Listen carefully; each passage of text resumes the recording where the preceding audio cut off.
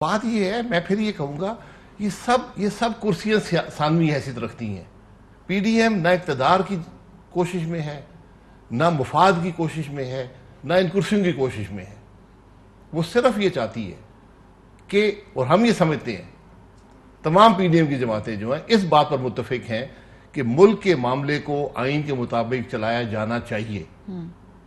अगर आप ये नहीं करेंगे, 73 साल ने साबित किया है कि हम आगे नहीं बढ़ सकते। लेकिन तरीकेकार में फर्क है ना। पीपल्स पार्टी कुछ और तरीके से मामला ले जाना चाहती है, आप और तरीके से बात करना चाहते हैं। इस बात पे शायद आपका नुक्ता हो, लेकिन आप लोग डिक्टेट कराते हैं बाकी जमातों को, क्योंकि ये बहुत बार बार कहा जा रहा है कि एक जमात को, जो कि जाहिर सी बात है आपकी जमात की बात हो रही है, कि बार बार हमें डिक्टेट कराते हैं कि किसको क्या किस वक्त करना है, इस्तीफे कब देने हैं, कौन लीडर बनेगा अपोजिशन का, ये आप बताते हो। कोई डिक्टेशन नहीं है। मैं माजरत से, मैं ऐसी बात करनी नहीं चाहिए। मैं सेक्रेटरी जनरल पीडीएम का, मैं हर मीटिंग मैंने अटेंड की है, कोई ऐसी बात आज तक नहीं हुई।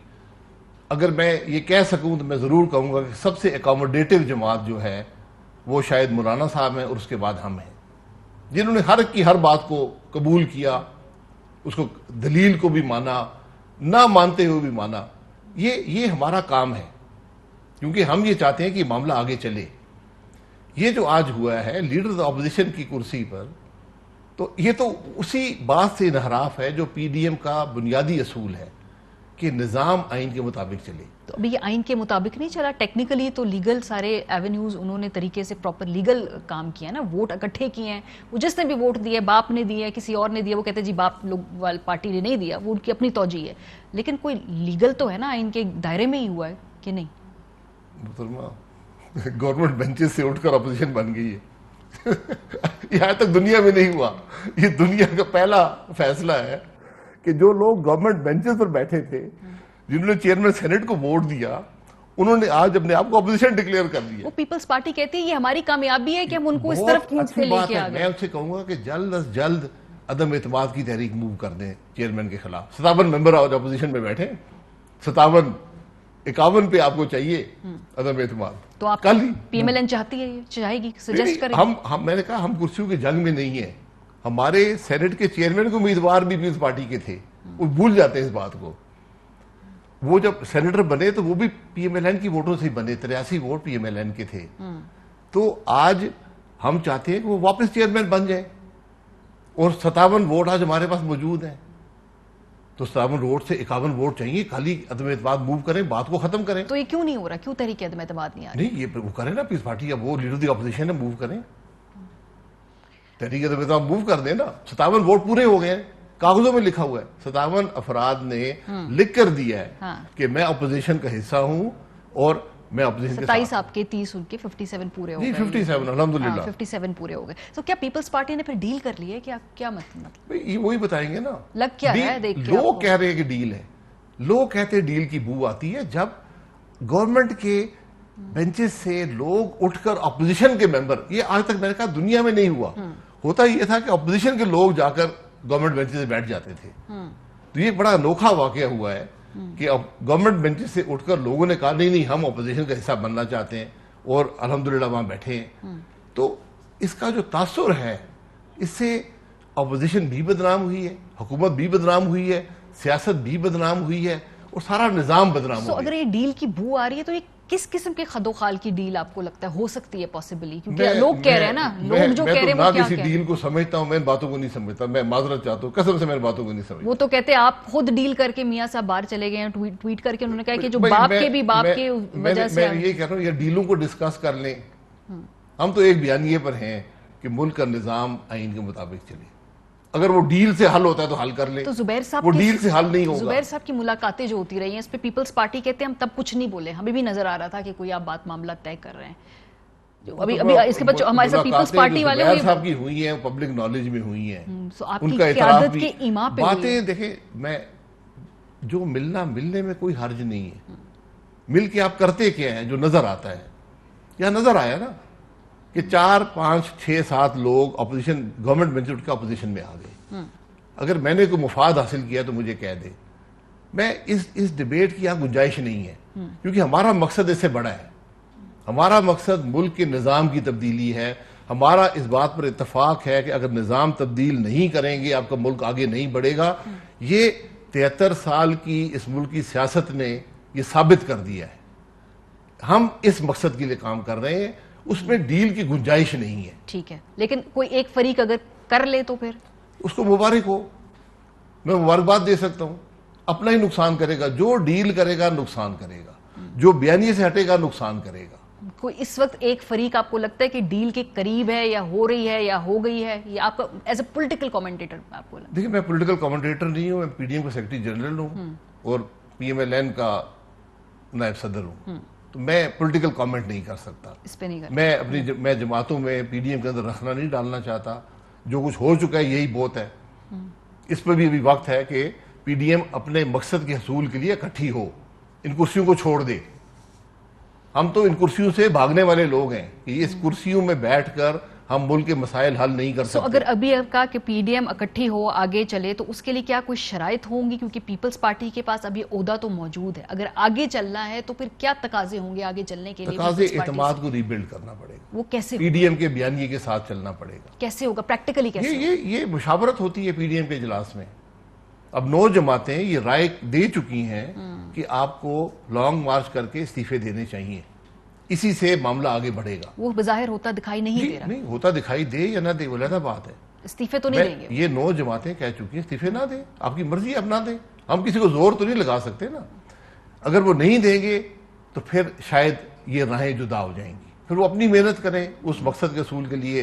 पीडीएम के जो जमातें इतफाक करती हैं इन सारे मामला से, उनको रहता करना पड़ेगा। ये तमाम बातें भी पीडीएम के इजलास में ही तय होंगी। है कब ये इजलास? इजलास बुलाया जाएगा जल्द, अभी मेरे ख्याल है हफ्ते 10 दिन में शायद होगा इजलास। अच्छा, यानी तब तक बड़ी गुंजाइश है मजीद बयानात की दोनों तरफ से पीडीएम के इजलास से पहले? बयानात की जरूरत नहीं है, जो खराबी थी वो हो चुकी, उसमें मैं बयानात के ज्यादा हक में नहीं हूं।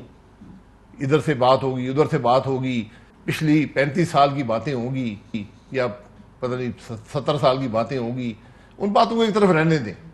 उनको कुरेदने तो पहले उनको कुरेद लें, पीडीएम पहले उन सब बातों को कुरेद ले और फैसला कर ले।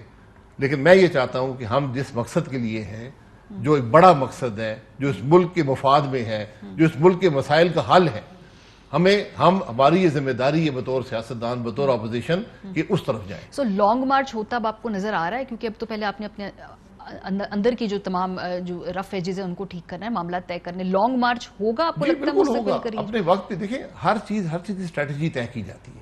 पहले स्ट्रेटजी थी कि रमजान शरीफ से पहले किया जाए, और तमाम जमातों ने इत्तेफाक किया इंडिपेंडेंटली। हर जमात ने कहा कि नहीं, हम ये समझते हैं कि लॉन्ग मार्च को मौसर बनाने के लिए आपको इस्तीफे देने चाहिए। उससे पीपल्स पार्टी ने इत्तेफाक नहीं किया, उनको मौका दिया गया कि अपनी सीसी के पास जाएं और आकर बता दें।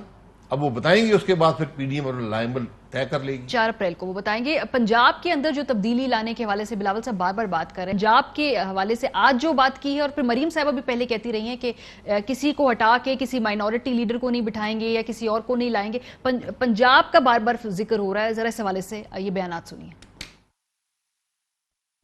आसिफ जरदारी साहब ने ये ऑफर की, इमरान खान साहब बुज़दार को सपोर्ट करते हैं और सिलेक्टर्स ये चाहते थे कि पंजाब के अंदर तब्दीली आए, तो उन्होंने ये कहा कि मुस्लिम लीग नून अगर माने तो हम पंजाब के अंदर वोट ऑफ नो कॉन्फिडेंस करें, परवेज इलाही साहब को या किसी और को हम चीफ मिनिस्टर बना दें। तो मियां साहब ने वाजे इसका 2 टोक जवाब दिया कि मुझे सिलेक्टर्स के साथ मिलकर, जिनको हमारा ये नैरेटिव है कि आइन और कानून ने आपको जिस दायरा कार तक आपको महदूद किया है उसी दायरा कार में रहें, सियासत में अंदाजी न करें, तो उस बयानिए पे से हम नहीं हटेंगे, चाहे उसके बदले हमें इक्तदार मिलता हो। मियां साहब ने इसका साफ इनकार कर दिया। कौन बनेगा पंजाब का वजीर आला? कायदे हिज़्ब इख्तिलाफ पंजाब में हमजा शहबाज है, उनका हक बनता है और बनता था। अगर किसी वजह से वो हमजा शहबाज साहब को नहीं बनाना चाहते हैं, तब हमें मुस्लिम लीग क्यू के साथ, परवेज इलाही के साथ भी जरूर बात करना पड़ेगा। मैं कायदे हिज़्ब इख्तिलाफ नेशनल असेंबली या कायदे हिज़्ब इख्तिलाफ प्रोविंशियल असेंबली से इस पे बात किया है, तो मुझे एक पॉजिटिव रिस्पॉन्स मिला है। ये पंजाब के अंदर वो कह रहे हैं कि आपने अपोजिशन भी ठीक नहीं की, क्योंकि ना कभी आपने किसी बजट को चैलेंज किया। अब मौका है वहां पर तब्दीली लाने का, आप नहीं लाना चाहते, बुज़दार साहब को नहीं हटाना चाहते। पीपल्स पार्टी की ये ख्वाहिश है।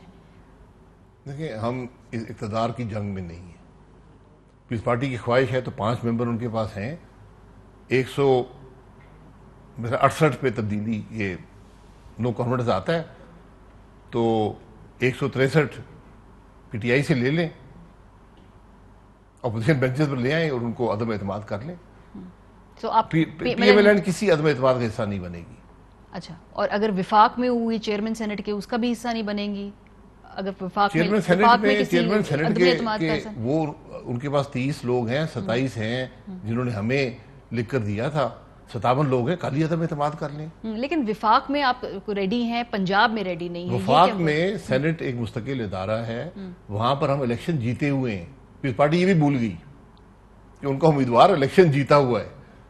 ये अभी कोर्ट ने सिर्फ इतना कहा है, और मॉरली भी वो जो जंग थी सेनेट चेयरमैन की, जो आप जीते हुए थे, आपने इस ओहदे में वहां के मेंबरान लेकर वो भी हार गए।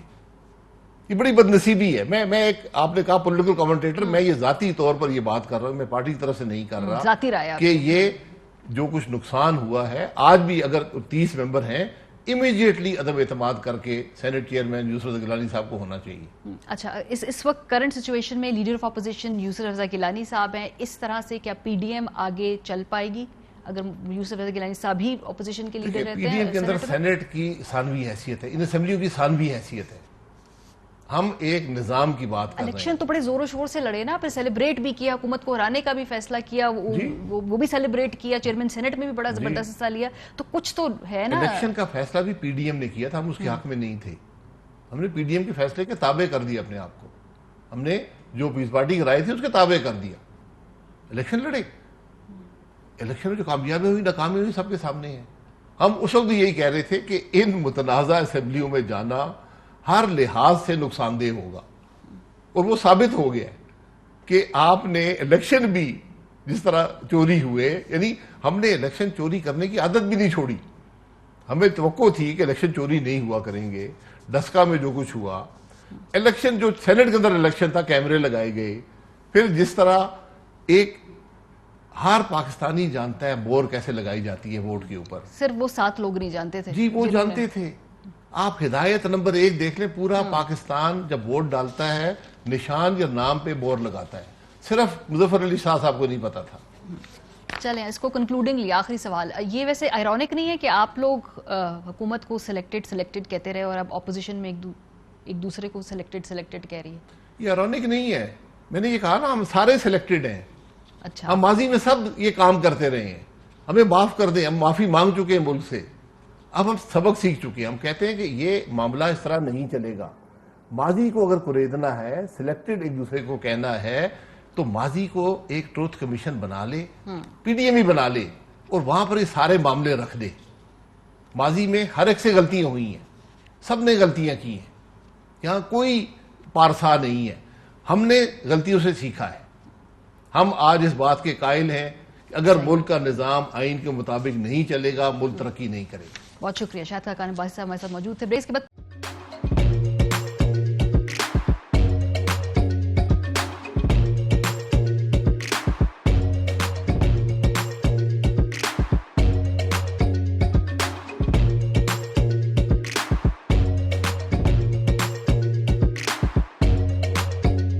Instead of saving up for a new toy or a trip to Disney World, a 7-year-old بدلاً من توفير لعبة جديدة 来自阿拉巴马州的一名7岁女孩没有花 एक नए खिलौने या डिज्नी वर्ल्ड की यात्रा के लिए बचत करने के बजाय Alabama Anstatt für ein neues Spielzeug oder eine Reise nach Disney World zu sparen, hat Anstatt für un neues Spielzeug oder eine Reise nach Disney World zu sparen,